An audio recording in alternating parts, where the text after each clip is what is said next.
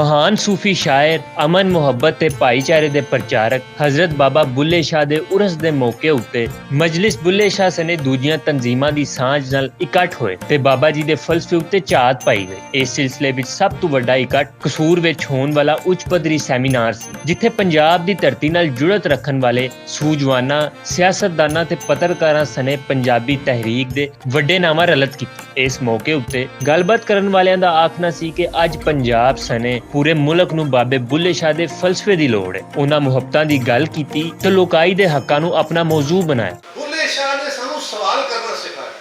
बुल्ले शाह दी कबील दे लोकां ने सानू सवाल करना सिखाया। सानू किसी ने दर्श दिते कुछ नहीं जी होना, उन्हां दी आदतां अपनाउण दी कोशिश करिए।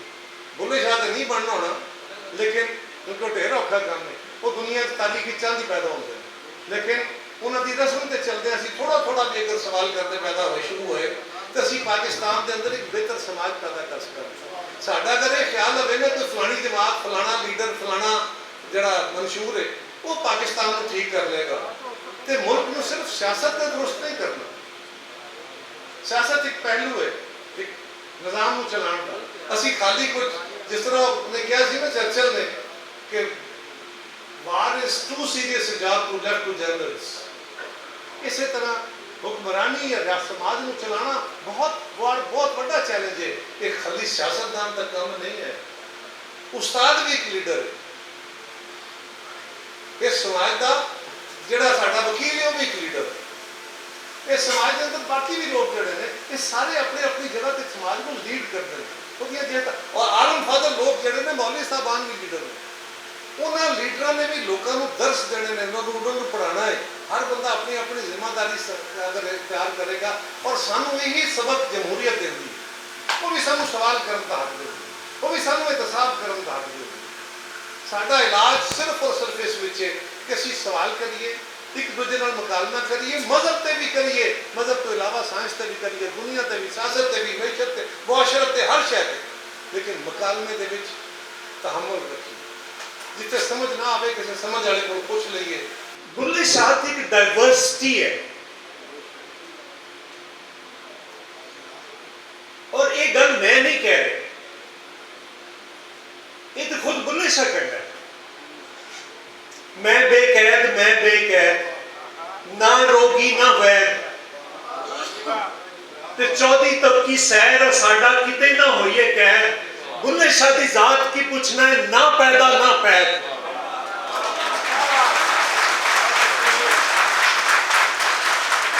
ਅਸੀਂ कौन होंगे बाबा बुल्ले शाह ਨੂੰ कभी ਇੱਥੇ कैद कर देने, कभी ਉੱਥੇ कैद कर देने, कभी ਇੱਥੇ कैद कर देने। ਜਦੋਂ खुद कहता है कि मैं किधरे कैद नहीं होता, मैं बेकैद हाँ।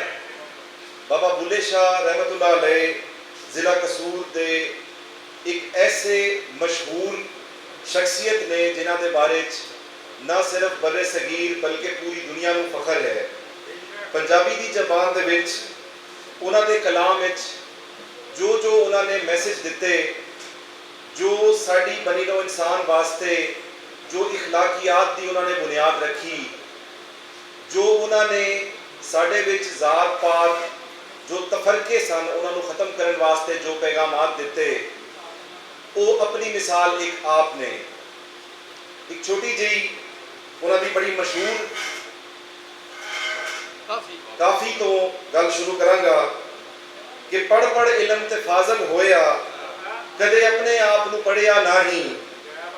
जा जा वड़दा है मस्जिद मंदिर, कदी मन अपने विच वड़िया ही नहीं।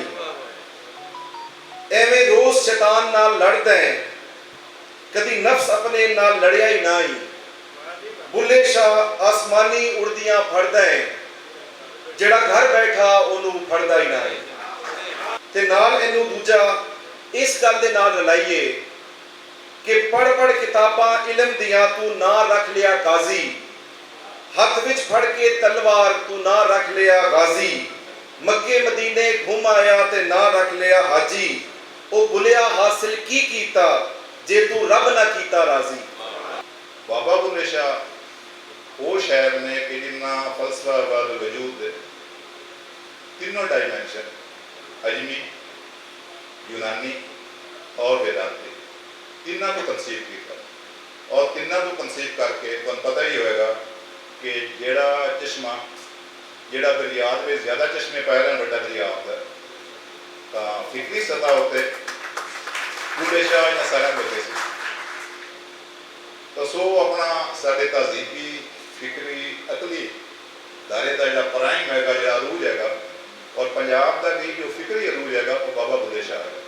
मैं समझना ये साड़ी और ताड़ी और खास तौर पर इन्हों की सब दी बाबा जी के नाल एक मुहब्बत और प्यार अकीदत का रिश्ता है और साड़ी अलहमदुलिल्लाह अल्लाह के फजलो करम नाल पहचान और साड़ा फखर भी कसूर दा बाबा बुल्ले शाह है। सानू चूँकि बाहर लाहौर पढ़ाई वास्ते जाना पिया, दीगर ममालिक के विच भी सफ़र करना सी, तो जिथे भी गए अलहमदुलिल्लाह साड़ी पहचान अगर असी कहने सा कि असी कसूर तो आए हैं तो कहते हैं कि तुहाडे ते बाबा बुल्ले शाह की पहचान है।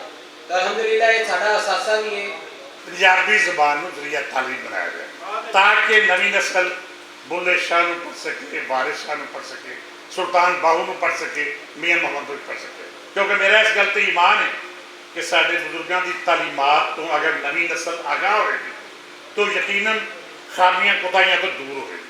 लिहाजा नवी नस्ल को एक चंगा इंसान बनाने ये जरूरी है कि असी अपने सूफिया का कलाम नवी नस्ल तक पहुँचाइए और उसी तरह पहुँच सकता है कि पंजाबी को जरिया तालीम बनाया जाए ताकि नवी नस्ल बुल्ले के अफकार तो वाकिफ हो सके। यानी हुण पहचान पंजाब की की है जी, इत्थे बहुत ज़्यादा फिरका परस्ती होंदी है, इत्थे बहुत ज़्यादा फलाना मसला होता है। नहीं, साडी अगर कोई पहचान है तो साडे सूफी शायर ने, ते तुसी अगर मानते हो बुल्ले शाह ते बाबा फरीद नूं ते तुहाडी आवाज़ दुआ बावा चुक के पता लगे उन्हां दे दरबार तक जावे कि असी बैठे हैं उन्हां दे मरीद ते प्रचारक।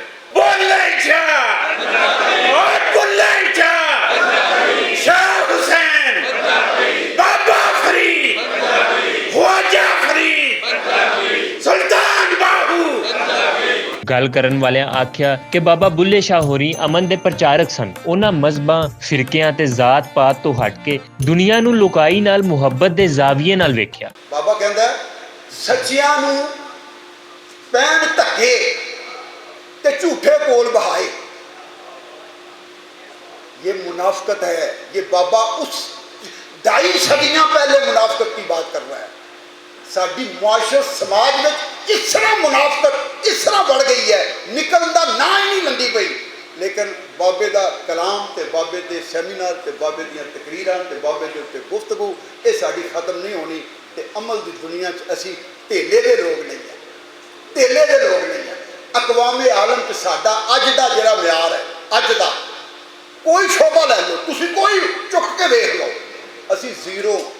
आप जरा सोचिए बाबा बुल्ले शाह के दौर में कितने लोग मरने के लिए जी रहे थे। यही वो लोग थे जिन्होंने वक्त की आंखों में आंखें डाल के, वक्त के जिब्र और सितम से लड़ के अपने बका और अहया के बीज बोए हैं। बुल्ले शाह ने भी इसे रवादारी के दर्शे नूं फरोग दिता है। किसी भी मुल्क के समाज को कायम रखने लई मजहबी रवादारी बहुत जरूरी है। जिस समाज में रवादारी ना होवे वो टुट भज का शिकार हो जाता है। रवादारी तहम्मल ते बर्दाश्त इंसान का मुढ़ला खासा है। तहम्मल ते रवादारी की जिन्नी सानू अज लोड़ है उहदे लई बुल्ले शाह वर्गे सूफी शायर के कलाम नूं मुख मुड़ रखने लई सानू बतौर पाकिस्तानी शायरी आ करना चाहिए है। और साड़ी मजलिस बुल्ले शाह ये 34 सालों तो ये आर करती पई है। बुल्ले आशिक होए हो रब दा, तेनू होई मलामत दा, तेनू काफर काफर आख दे, हुआ होगा हुआ। कि दिल तरसे दीदार नूं जिस दे ओ माही मन ठार मदीने, दिल तरसे दीदार नूं जिस दे ओ माही मन ठार मदीने, औगनहार दा दर्दी सोना दुखियां दा दिलदार मदीने, जिस दे जिक्र दे सदके मेरे शेरां विच तासीरां रचियां, मन तुंबे चों निकलन नातां खड़के दिल दी तार मदीने, गौस कुतब अबदाल वली सब उसे बाग दियां हिन कलियां, ਸ਼ਾਹੋ ਗਦਾ ਸਭ ਉਸਦੇ ਬਰਦੇ, ਸਭਨਾ ਦਾ ਸਰਦਾਰ ਮਦੀਨੇ। ਸੀਨੇ ਅੰਦਰ ਸੱਧਰ ਤਿਤਲੀ, ਦਿਲ ਦੀ ਥਾਪ ਤੇ ਝੁੰਮਰ ਪਾਵੇ। ਸੀਨੇ ਅੰਦਰ ਸੱਧਰ ਤਿਤਲੀ, ਦਿਲ ਦੀ ਥਾਪ ਤੇ ਝੁੰਮਰ ਪਾਵੇ। ਜੁਗਨੂਆਂ ਵਾਂਗੂ ਅਥਰੂ ਚਮਕਣ ਜੇ ਸੱਦਨ ਸਰਕਾਰ ਮਦੀਨੇ। ਤੇ ਸੁਣ ਲੈ ਅਰਜ਼ਾਂ ਸੋਹਣਿਆ ਸਾਈਆਂ, ਤੇਰੇ ਨਾਂ ਨੂੰ ਸਭ ਵਡਿਆਈਆਂ। ਅੱਖੀਆਂ ਵਰਿਆਂ ਤੋਂ ਧਰਿਆਈਆਂ, ਲੈ ਚੱਲ ਹੁਣ ਇੱਕ ਵਾਰ ਮਦੀਨੇ। ਤੇ ਫੇਰ ਭਾਵੇਂ ਮਨ ਤਸਬੀਹ ਵਿੱਚੋਂ ਖਿੱਚ ਲਵੀ ਇਹ ਰੂਹ ਦੀ ਡੋਰੀ। ਤੇ ਅੰਜੁਮ ਦੇ ਸਾਵਾਂ ਦੇ ਮਣਕੇ ਬੇਸ਼ੱਕ ਦਵੀ ਖਲਾਰ ਮਦੀਨੇ। ਦਿਲ ਤਰਸੇ ਦੀਦਾਰ ਜਿਸ ਦੇ ਉਹ ਮਾਹੀ ਮਨ ਠਾਰ ਮਦੀਨੇ।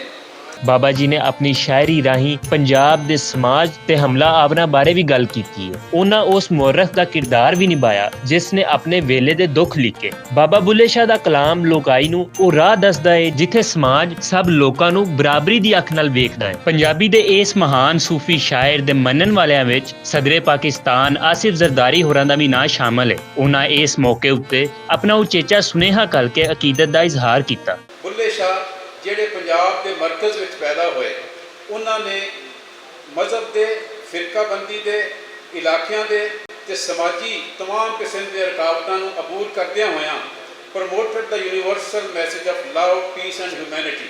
ਉਹਨਾਂ ਨੇ ਮੁਹੱਬਤ, ਅਮਨ ਤੇ ਇਨਸਾਨੀਅਤ ਦੇ ਆਫਾਕੀ ਪੈਗਾਮ ਨੂੰ ਅੱਗੇ ਵਧਾਇਆ। His poetry rich in metaphor and wisdom, ਉਹਨਾਂ ਦੀ ਸ਼ਾਇਰੀ ਜਿਹੜੇ ਇਸ਼ਤਾਰਾਤ ਤੇ ਅਕਲਮੰਦੀ ਨਾਲ ਭਰੀ ਹੋਈ ਹੈ, ਕੰਟੀਨਿਊਸ ਟੂ ਇਨਸਪਾਇਰ ਜਨਰੇਸ਼ਨਸ। ਉਹ ਸਾਰੀਆਂ ਨਸਲਾਂ ਨੂੰ ਉਕਸਾਉਂਦੀ ਹੈ, ਉਭਾਰਦੀ ਹੈ, ਤਹਿਰੀਕ ਪੈਦਾ ਕਰਦੀ ਹੈ। Encouraging us to seek truth and understanding beyond the confines of social divisions. ਔਰ ਸਾਡੇ ਹੌਸਲਾ ਅਫਜ਼ਾਈ ਕਰਦੀ ਹੈ ਕਿ ਅਸੀਂ ਹਰ ਕਿਸਮ ਦੀ ਪਾਬੰਦੀਆਂ ਤੋਂ, ਸਮਾਜੀ ਤੇ ਦੂਸਰੀਆਂ ਤੋਂ ਆਜ਼ਾਦ ਹੋ ਕੇ ਅੱਗੇ ਵੱਧ ਕੇ ਤੇ ਉਸ ਪੈਗਾਮ ਨੂੰ ਅੱਗੇ ਚਲਾਈਏ। ਬੁੱਲੇ ਸ਼ਾਹ ਇੱਕ ਸੌਦਾ ਕੀਤਾ,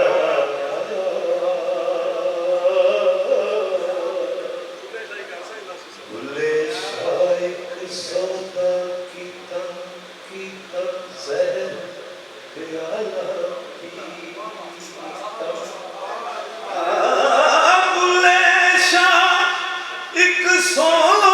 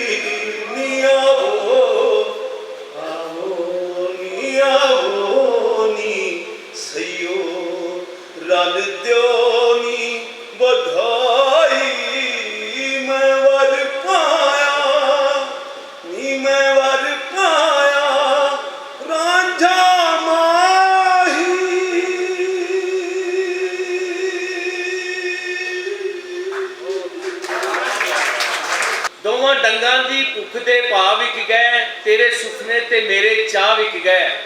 ਤਖਤ ਵਿਛੇ ਤੇ ਵੇਲੇ ਨੇ ਢਾਹ ਮਾਰੀ, ਤਖਤ ਵਿਛੇ ਤੇ ਵੇਲੇ ਨੇ ਢਾਹ ਮਾਰੀ। ਅੱਜ ਮੰਦਰਾਂ ਦੇ ਦੇਵਤਾ ਵਿਕ ਗਏ। ਕਿਸੇ ਨੇ ਸੂਲੀ ਤੇ ਜੀਵਨ ਦੀ ਰਮਜ਼ ਬੁੱਝੀ, ਕਿਸੇ ਨੇ ਸੂਲੀ ਤੇ ਜੀਵਨ ਦੀ ਰਮਜ਼ ਬੁੱਝੀ। ਕਈ ਮਖਮਲਾਂ ਹੇਠ ਵਿਛਾ ਵਿਕ ਗਏ, ਕਈਆਂ ਸਿਰਾਂ ਤੇ ਸਮਿਆਂ ਦੀ ਧੁੱਪ ਜਾਲੀ। ਕਈ ਛਾਂ ਹੇਠਾਂ ਹੋਲੇ ਪਾ ਵਿਕ ਗਏ। ਇੱਟ ਖੁਰੀ ਨਹੀਂ ਉੱਚੀਆਂ ਮਾੜੀਆਂ ਦੀ, ਸਾਡੀ ਕੁੱਲੀ ਦੇ ਤੀਲੇ ਤੇ ਘਾਹ ਵਿਕ ਗਏ। ਗੁਨਾਹਗਾਰਾਂ ਦਾ ਵਿਕਨ ਅਚਰਜ ਨਹੀਂ ਸੀ, ਯਾਨੀ ਕਿ ਅਨੋਖੀ ਗੱਲ ਨਹੀਂ ਸੀ। ਗੁਨਾਹਗਾਰਾਂ ਦਾ ਵਿਕਨ ਅਚਰਜ ਨਹੀਂ ਸੀ, ਹੋਇਆ ਕੀ ਬਹੁਤੇ ਪਾਰ ਸਾਹ ਵਿਕ ਗਏ। ਜੇ ਮੈਂ ਤੈਨੂੰ ਬਾਹਰ ਨੂੰ ਜਾਵਾਂ ਤੇ ਮੇਰੇ ਅੰਦਰ ਕੌਣ ਸਮਾਨਾ,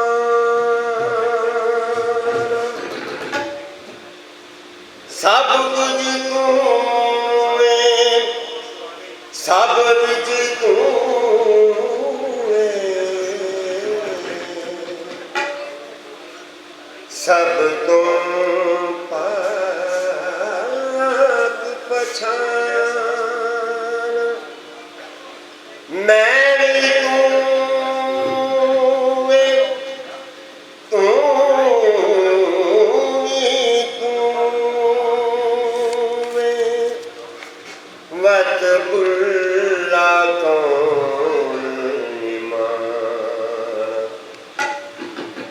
ਮੂੰਹ ਆਈ ਬਾਤ ਨ ਰਹਿੰਦੀ ਏ, ਮੂੰਹ ਆਈ ਬਾਤ ਨ ਰਹਿੰਦੀ ਏ, ਜੱਜ ਜੱਜ ਕੇ ਜੀਵਾ ਕਹਿੰਦੀ ਏ, ਮੂੰਹ ਆਈ ਬਾਤ ਨ ਰਹਿੰਦੀ ਏ, ਜੱਜ ਜੱਜ ਕੇ ਜੀਵਾ ਕਹਿੰਦੀ ਏ। ਮਜਲਿਸ ਬੁੱਲੇ ਸ਼ਾਹ ਤੇ ਸਾਂਝਾ ਵਿਹੜਾ ਸਣੇ ਪੰਜਾਬੀ ਤਨਜ਼ੀਮਾਂ ਵੱਲੋਂ ਜਿਵੇਂ ਇਹ ਮੇਲਾ ਮਨਾਇਆ ਜਾਂਦਾ ਹੈ, ਉਹਦੇ ਨਾਲ ਸਮਾਜ ਦੀ ਫਿਕਰੀ ਤਰਬੀਅਤ ਦੇ ਪਹਿਲੂ ਨਿਕਲਦੇ ਨੇ। ਕੈਮਰਾਮੈਨ ਅਲੀ ਕੈਸਰ, ਉਸਮਾਨ ਬੱਟ ਦੇ ਨਾਲ ਅਲੀ ਬਾਬਰ ਬੱਟ, ਭੁਲੇਖਾ ਟੀਵੀ, ਕਸੂਰ।